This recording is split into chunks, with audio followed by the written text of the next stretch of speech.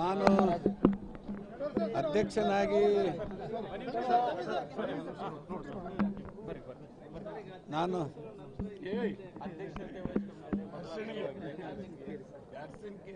ಇವತ್ತು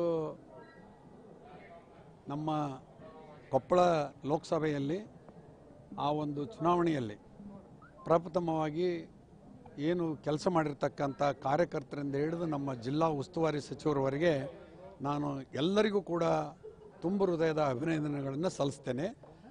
ಮತ್ತು ಇವತ್ತು ಏನು ಮೋದಿಯವರು 400 ಪಾರ್ ಅಂತ ಹೇಳ್ತಾ ಇದ್ದರು, ಬರೀ ಸುಳ್ಳು ಭಾಷಣ ಹೇಳುವುದರ ಮೂಲಕ ಜನರನ್ನ ಮೋಸ ಮಾಡ್ತಕ್ಕಂಥ ಕೆಲಸವನ್ನು ಅವರು ಇನ್ಮೇಲಾದರೂ ಬಿಡಬೇಕು ಅಂತ ನಾವು ನಿಮ್ಮ ಮೂಲಕ ಅವರಿಗೆ ಮನವಿಯನ್ನು ಸಲ್ಲಿಸ್ತೇನೆ.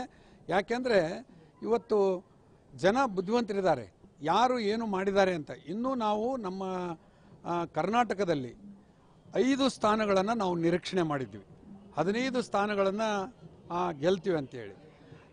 ಮಾಧ್ಯಮದ ಹಲವು ಗೆಳೆಯರು ಅಥವಾ ಸಮೀಕ್ಷೆಯನ್ನು ಮಾಡಿರ್ತಕ್ಕಂಥ ಗೆಳೆಯರು 3ರಿಂದ 7 ಅಂತ ಹೇಳಿ ತೋರಿಸಿ ಇವತ್ತು ಜನರನ್ನ ಮೂರ್ಖರನ್ನಾಗಿ ಮಾಡೋಂಥ ಕೆಲಸ ಮಾಡಿದ್ರು. ಆದರೂ ಜನ ಇವತ್ತು ನಮಗೆ ಆಶೀರ್ವಾದವನ್ನು ಮಾಡಿ ಡಬಲ್ ಡಿಜಿಟ್ ಬರ್ತಕ್ಕಂಥ ಹಿನ್ನೆಲೆಯಲ್ಲಿ ಕೆಲಸ ಮಾಡಿದ್ದಾರೆ.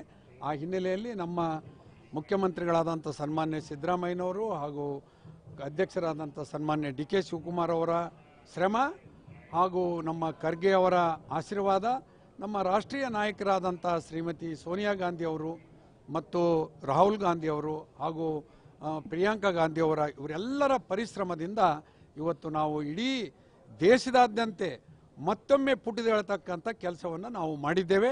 ಮುಂದಿನ ದಿನಮಾನದಲ್ಲಿ ಕಾಂಗ್ರೆಸ್ ಪಕ್ಷ ಇಡೀ ದೇಶದಾದ್ಯಂತ ಅಧಿಕಾರ ಪಡೆಯುವುದರಲ್ಲಿ ಯಾವ ಸಂದೇಹ ಇಲ್ಲ. ಅದು ಬರುವ ದಿನಮಾನಗಳಲ್ಲಿ ನೀವು ಅದನ್ನು ನೋಡುವಂತ್ರಿ. ಆದರೆ ನಮಗೆ ಹೆಚ್ಚಾಗಿ ಮಾಧ್ಯಮದ ಸ್ವಲ್ಪ ಸಹಕಾರ ಕೂಡ ಬೇಕಾಗಿದೆ.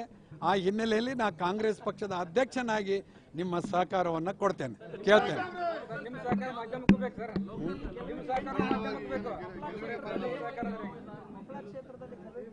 ಸ್ಥಳೀಯವಾಗಿ ನಾವು ಎಲ್ಲರೂ ಕೂಡ 8 ಕ್ಷೇತ್ರದ ಜನ ನಮ್ಮ ಹಿರಿಯರ ಒಂದು ಏನು ಆಶೀರ್ವಾದದ ಮೂಲಕ ಒಗ್ಗಟ್ಟಿನಿಂದ ಕೆಲಸ ಮಾಡಿರ್ತಕ್ಕಂಥದ್ದು. ಇಲ್ಲಿ ಯಾವುದೇ ಜಗಳ ಅದು ಇದು ವೇದಿಕೆ ಮೇಲೆ ಒಂದು ಸ್ವಲ್ಪ ಸಣ್ಣ ಪುಟ್ಟ ಭಿನ್ನಾಭಿಪ್ರಾಯಗಳನ್ನು ವ್ಯಕ್ತಪಡಿಸಿರ್ತಕ್ಕಂಥದ್ದು ತಾವೆಲ್ಲ ನೋಡಿದ್ದೀರಿ.